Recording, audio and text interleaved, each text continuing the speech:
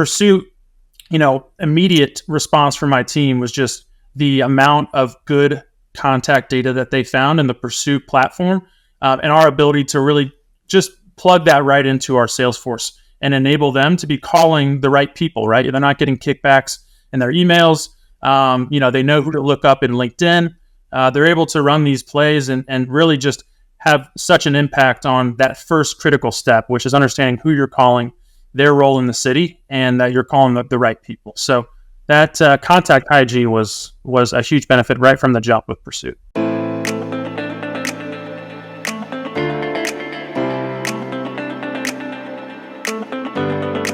Please join me in welcoming Sam Warnecke from Passport.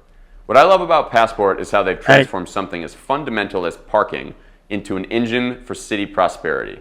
Their platform doesn't just make parking easier for citizens, it helps cities maximize revenue, reduces congestion, and drives GDP growth by increasing business district turnover.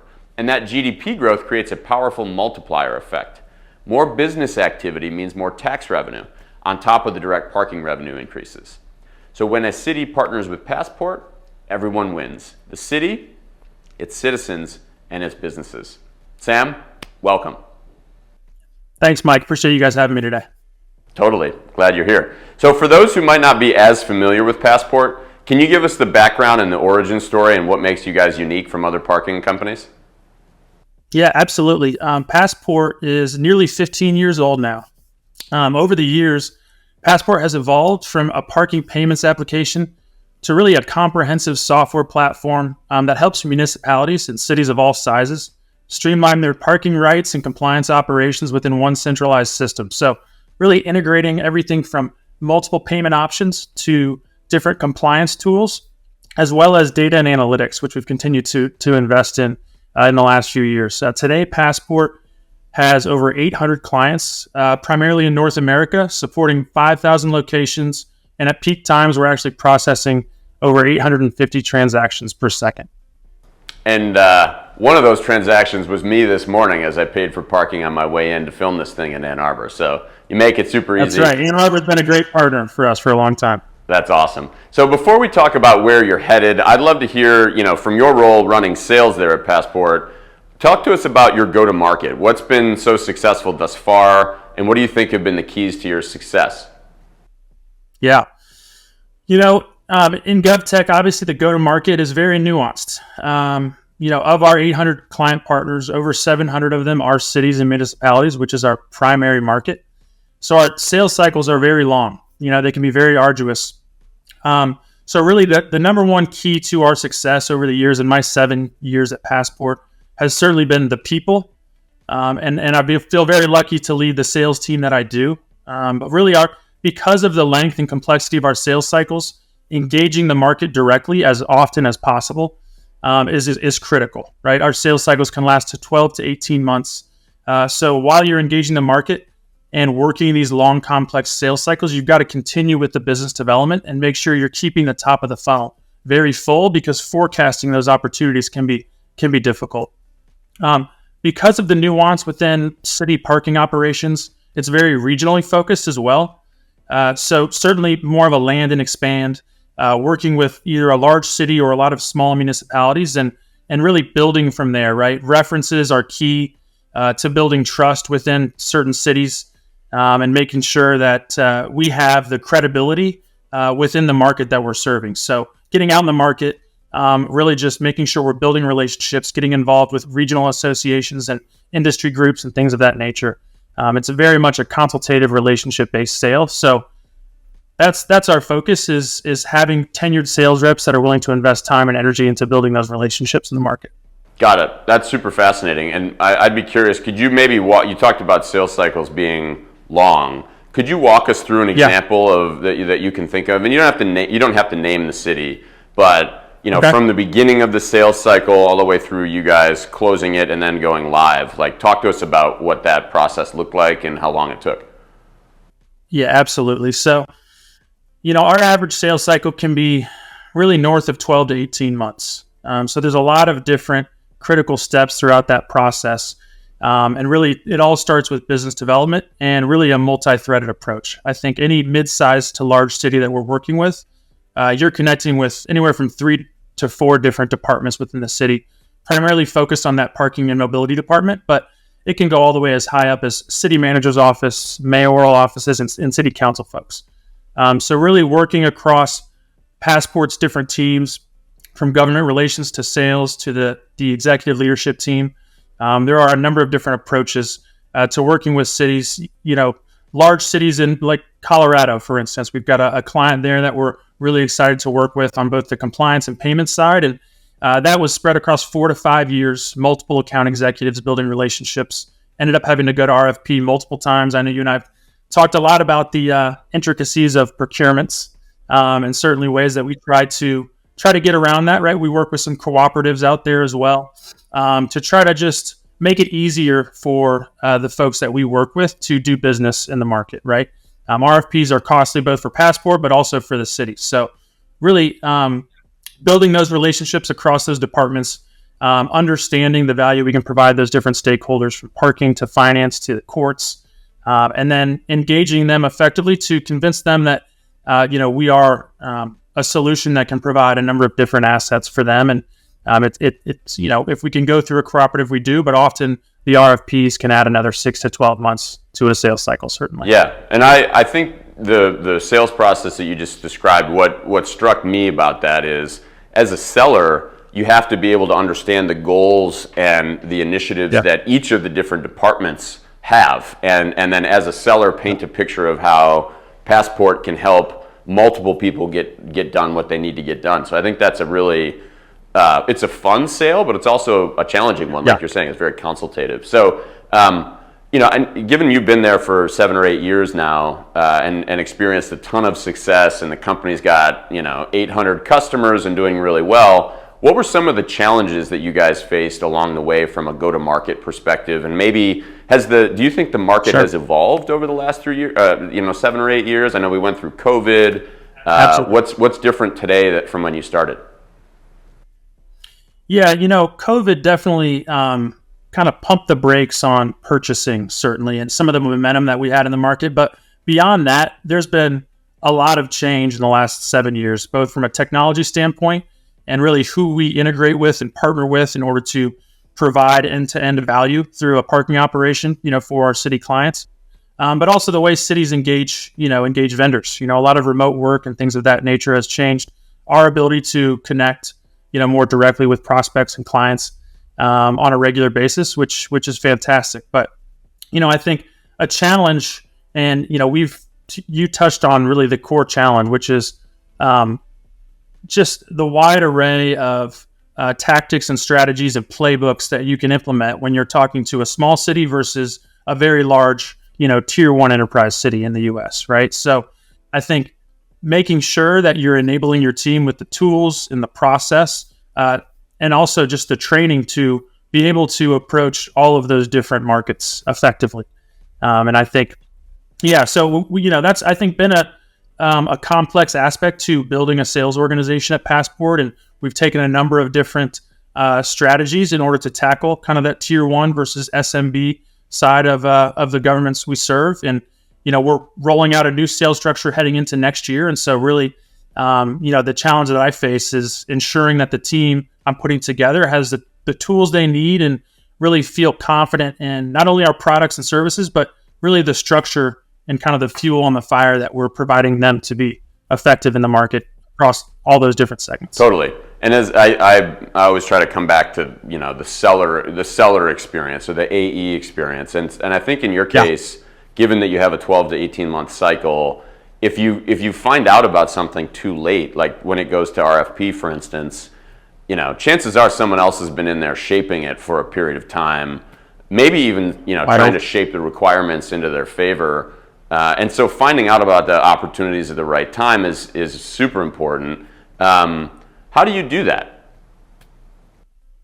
Yeah, so great point. I think pre-COVID, you could rely a little more on those 3 to 5 year procurement cycles, and they were a little more easier to forecast. I think that is something that has changed. Cities are, I think, more eager to extend contracts. If it's not broke, don't fix it. Let's, kind of figure out where our priorities are, where we should be budgeting over the last couple of years. But generally speaking, the the focus for my team is certainly to get out in front of those procurement cycles by 2 years, right? I mean, I mentioned the sales cycle can be a year or 2 years, and all of that groundwork is done, knowing that there is a chance for them to go to market for new solutions within that timeline, right? So that's where the timing of our business development, I mean, it never stops, just like any business. You've always got to have time carved out daily, weekly, where you're making those calls, connecting on LinkedIn, you're scheduling time in the market. And really a lot of our preparation is a year or 2 years out from any type of procurement. We're doing a lot of discovery, really understanding the stakeholder landscape within a city and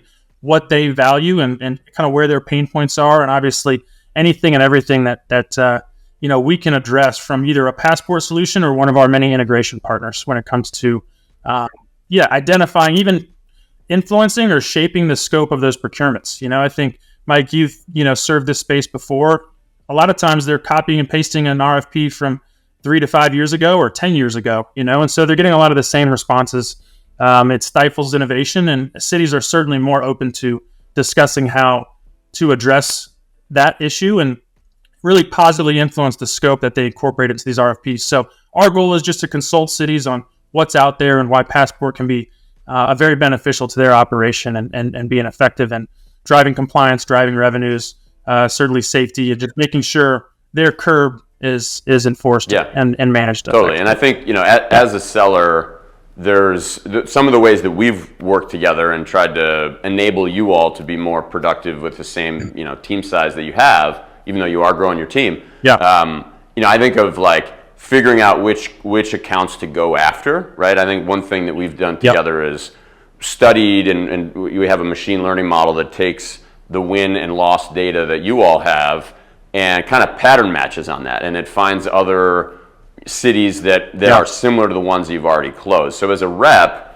you can kind of say, these ones they deserve more of my focus because, if you have to get in the weeds and read a bunch of documents, it helps to know which entities you should be targeting. And then secondly, to your point, since you are selling into multiple different departments, having the contact data for the parking department, for finance, for procurement, for city administration, those things are all helpful. What do you think, like just based on the partnership that you've had with Pursuit so far, how would you describe, like the benefits that you've seen so far? And we'll talk about some of the stuff we're going to do next, but how would you describe the benefits so far?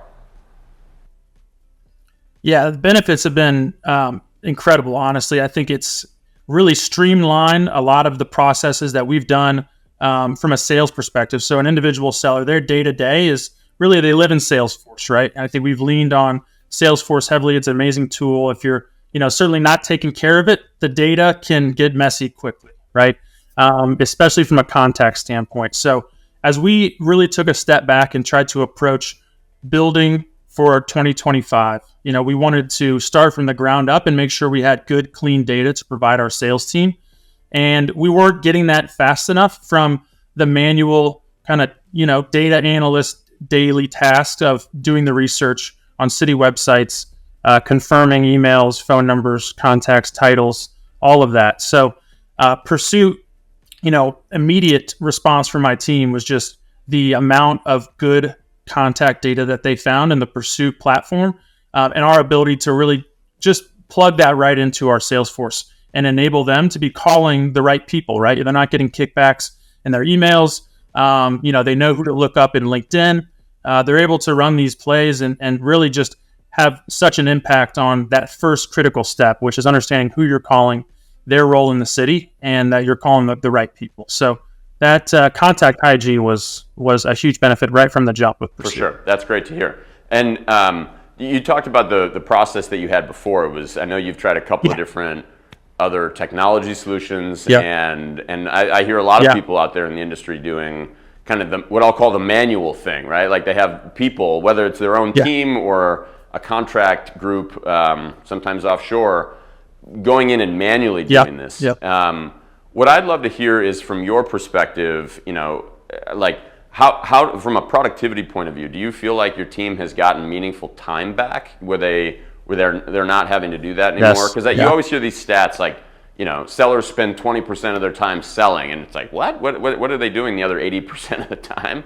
And it's stuff like this, it's going and cleaning up and checking manual data. What's your take on the productivity that your team has gotten back? Yeah. Working with my team and really just seeing it in the numbers and in our, daily and weekly discussions around their motions throughout the week. I think you're right? I think that 20% is probably pretty accurate for a standard sales team, especially with a big pipeline of opportunities that are very complex as far as how you engage those current opportunities and work them through the sales cycle. And we're probably, getting closer to 40%, right? I feel like we've doubled their productivity when it comes to actually engaging the market and selling and really opening doors in new accounts, right? That's their focus is, building relationships within new cities. And I think taking that contact data and really incorporating a lot of other steps in their process in a single tool, right? The discovery aspect, you're not just jumping on city websites and doing the research and confirming some information we have. You're able to do a lot of that within Pursuit. So you've got your contacts, you've got documentation, city council, meeting notes, parking studies, all of this information that they're leaning on anyway and doing the research. It's all in one place.